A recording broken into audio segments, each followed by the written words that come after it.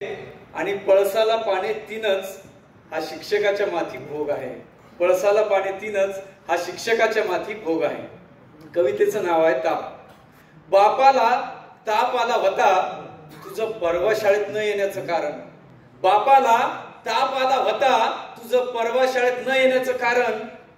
कपाशी वेचायला मजूर भेटत नाही काल शाळेतून गैरहजर राहण्याची तुझी सबब. कपाशी वेचायला मजूर भेटत नाही काल शाळेतून गैरहजर राहण्याची तुझी सबब. गुरुजी ढोरं सोडायला घरी कोणी नव्हतं. गुरुजी ढोरं सोडायला घरी कोणी नव्हतं. आज शाळेत गैरहजर राहण्याचं तुझं निमित्त. आज शाळेत गैरहजर राहण्याचं तुझं निमित्त. तू शेतात राबतोस. तू शेतात राबतोस तसा जर का थोडा शाळेत राबलास तर तुझ्या जीवनाचं धुणं होण्याऐवजी चमचमत सोनं होईल. तुझ्या जीवनाचं धुणं होण्याऐवजी चमचमत सोनं होईल. खणखंत नाना आणि घमघमता सुगंध येईल. खणखंत नाना आणि घमघमता सुगंध येईल. पण तू पडलास कुणब्याचा पोर.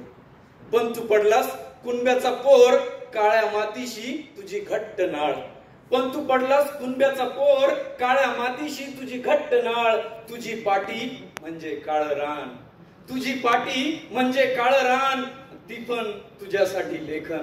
ती पण तुझ्यासाठी लेखन. बाळा बाळा बाळा माझ्यासाठी तू फक्त एक काम कर. बाळा बाळा माझ्यासाठी तू फक्त एक काम कर. आभाळाकडे पाहताना म्हणायला नको विसरू.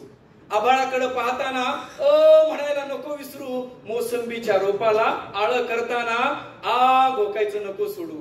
मोसंबीच्या रोपाला आळ करताना आग ओकायचं नको सोडू. मग तुझा बा म्हणेल तू ह्या मास्तराचं काही दुखतंय का. मग तुझा बा म्हणेल तू ह्या मास्तराचं काही दुखतंय का. तू हळूच सांग. तू हळूच सांग. गुरुजीला ताप आलाय. गुरुजीला ताप आलाय. गुरुजीला ताप आलाय. धन्यवाद. खूप छान सर. अप्रतिम वर्णन. मी डॉक्टर सर्जेराव जिगे सर यांना निमंत्रित करतो. अध्यक्ष भाषा साहित्य संस्कृती आणि संशोधन परिषद महाराष्ट्र राज्य.